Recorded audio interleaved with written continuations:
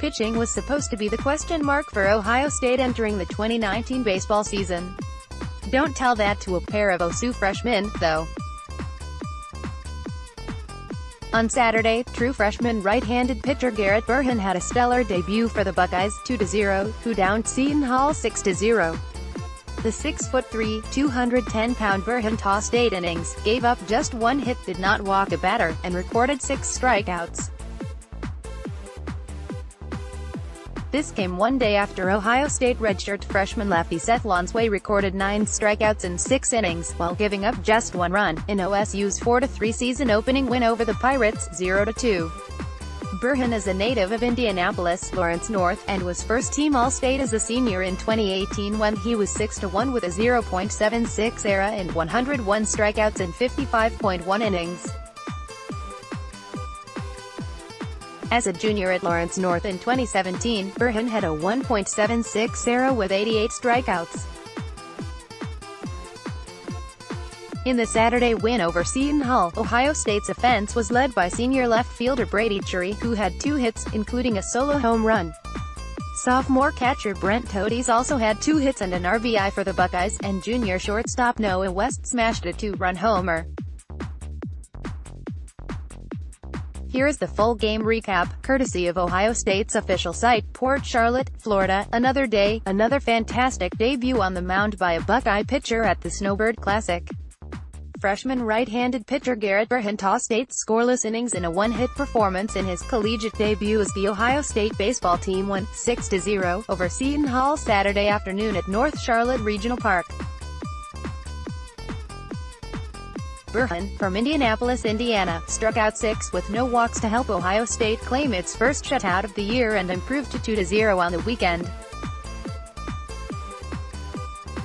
Quote from Coach Garrett was really good, head coach Greg Beals said. He went 8 innings and faced the minimum. A really good outing. He rolled the double play ball and had help on a great play by Kobe Fopp up the middle. I think scoring that run in the first inning gave him some breathing room. He commanded his sinking fastball really well today. Burhenn speaks on his debut. I could never predict doing something like that to start my career, Burhenn said. The runs and clean defense helped me get through it early on. It made my job a lot easier. I trusted Stafford to call a great game with Todes. I was pretty anxious before the game, but I just told myself to play the game like any other day. Buckeye runs. Ohio State scored its first run in the bottom of the first on a sac fly by Connor Pohl. The Buckeyes extended their lead to 2 runs when Brady Cherry launched a solo homer into the woods behind the left center fence in the bottom of the 6th. A RBI double by Brent Todes pushed the score to 3-0 in the bottom of the 7th. Noah West came up with a big hit of the game when he blasted a 2-run homer to dead center in the 8th. Malik Jones made it 6-0 after West's long ball with a RBI single to score Marcus Ernst, who doubled for his first collegiate hit. Todes and Cherry each had 2 hits on the day. Game notes: Ohio State improves to 23-10 all-time at the Snowbird Classic. A win tomorrow would mark the 3rd time the Buckeyes have gone undefeated at the early season tournament, 2015 and 2017. Garrett Burhenn became the first Buckeye pitcher to toss at least 7 innings in a debut since Brad Goldberg threw 7 innings in his debut versus St. John's February 17, 2013. Marcus Ernst made his collegiate debut, starting at third base. He picked up his first career hit on a double. Brent Todes made his first career start behind the dish. He tallied his first career multi-hit game. Brady Cherry hit his first homer of the season and 13th of his career, leads all active Buckeyes. Noah West homered for the first time of 2019 and 3rd of his career. Andrew Magno made his debut in the 9th inning and tossed a scoreless inning with 1 strikeout. Random notes from around the ballpark. Day 2 from sunny Punta Gorda. Ohio State athletic trainer Paul Dawson and the Ohio State State headed out around 8:30 a.m. from the team's waterfront hotel to take a stroll into town. What they were looking for was just 2 minutes away, the Punta Gorda Farmers Market. Paul is a big farmer's market guy. So many options, so much to look at it. He could probably spend a good 4 hours there if he had the time. Fresh fruit aplenty.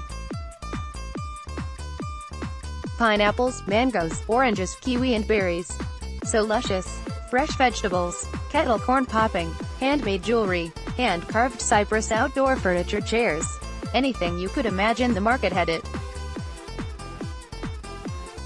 Tons of puppies walking with their best friends too.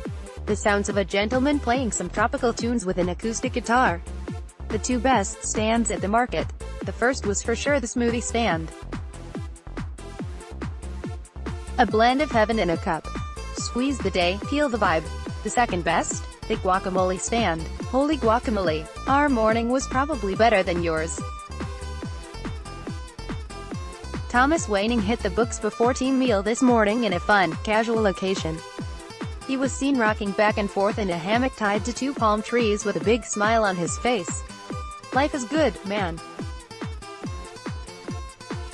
Strength and conditioning coach Dean Hansen Bake Encounter, Day 116, Day 218, will he get to 50 by the weekend?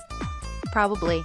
Director of Operations Blair Everhart called out Quality Control Coordinator Kirby Pellant for wearing gym shorts on game day in the dugout. Not all of us can stand the heat like Blair, though. If we had a college baseball game in the Sahara, you best bet that he will be in those black slacks for the boys. 2-0. Time to go eat delicious post-game Italian food, then it's on to the beach volleyball courts. See you back at the park tomorrow.